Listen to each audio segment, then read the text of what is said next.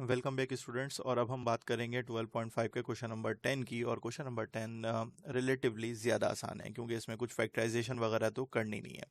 तो सर अगर हम सवाल लिखते हैं तो हम लिखते हैं कोसेक एक्स प्लस 2 को भी ज़ीरो के बराबर लेते हैं और 2 कॉज एक्स माइनस 1 को भी ज़ीरो के बराबर लेते हैं।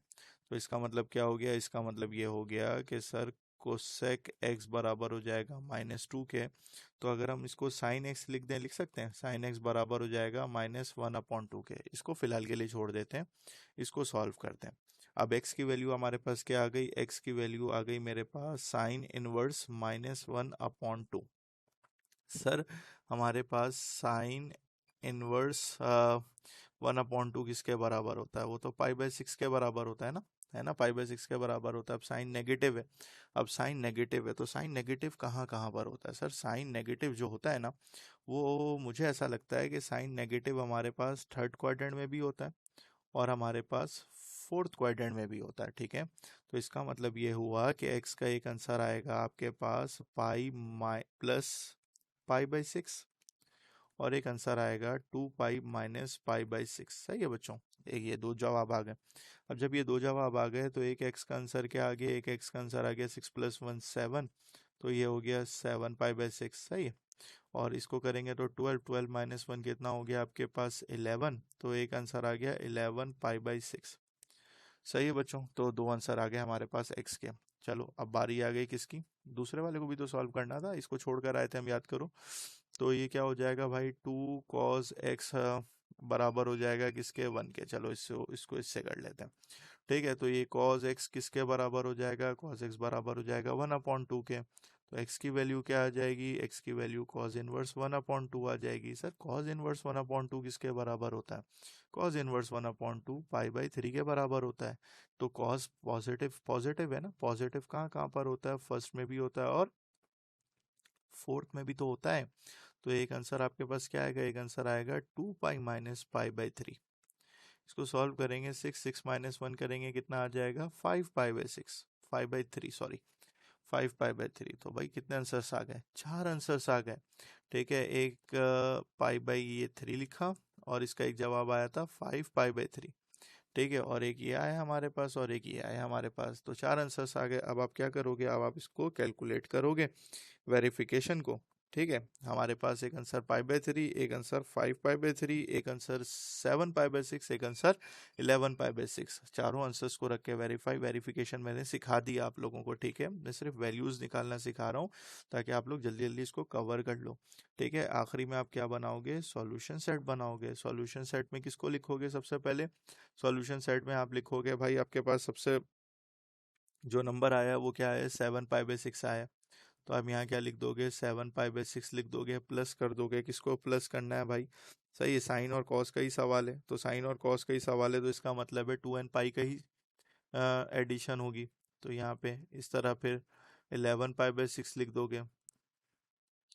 11 पाई/6 में भी 2 n पाई का इजाफा करोगे। ठीक है, फिर यू करोगे, उसके बाद आप क्या करोगे? उसके बाद सर पाई/3 लिखोगे, है ना, पाई/3 लिखोगे। सबसे इंपॉर्टेंट यही सॉल्यूशन सेट होता है, 2 n पाई। देन उसके बाद आखिरी में किसका इजाफा करोगे? 5 पाई/3 में 2 n पाई का इजाफा करोगे और यही इसका रिक्वायर्ड आंसर होगा। तो मुझे पूरी उम्मीद है आपको ये क्वेश्चन नंबर 10 भी समझ में आया होगा। रिलेटिवली ये ज़्यादा आसान है, क्वेश्चन नंबर 11 इससे भी ज़्यादा आसान सवाल है। आइए उसको देखते हैं।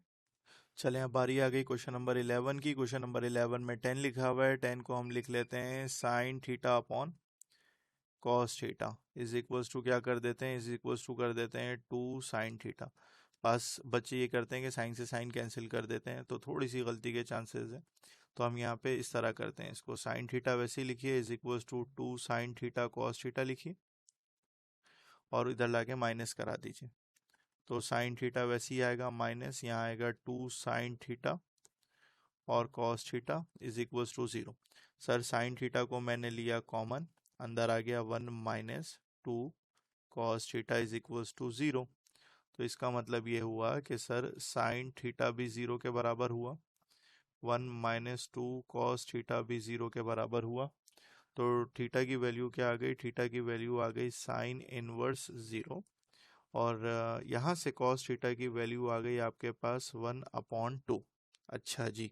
सर साइन इनवर्स जीरो किसके बराबर होता है? पहले तो एक को सॉल्व करो ना भाई। तो साइन इनवर्स जीरो जीरो के बराबर भी होता है और पाई के बराबर भी होता है। सही। कॉस थीटा 1/2, तो थीटा की वैल्यू आपके पास आ जाएगी कॉस इनवर्स 1/2। कॉस इनवर्स 1/2 पाई/3 के बराबर होता है।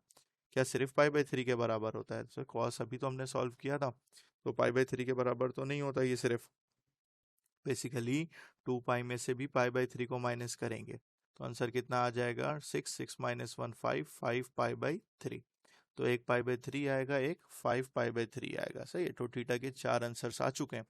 अच्छा जी, अब हमें क्या करना है? अब हमें वेरिफिकेशन करनी है ना। तो वेरिफिकेशन में दोबारा से एक दफ़ा आप लोगों की आसानी के लिए यहाँ पे कर देता हूँ ताकि आप लोगों का टॉपिक रिवाइज हो जाए। वेरिफिकेशन में हम क्या लिखते हैं? वेरिफिकेशन में हम लिखते हैं पूरा सवाल।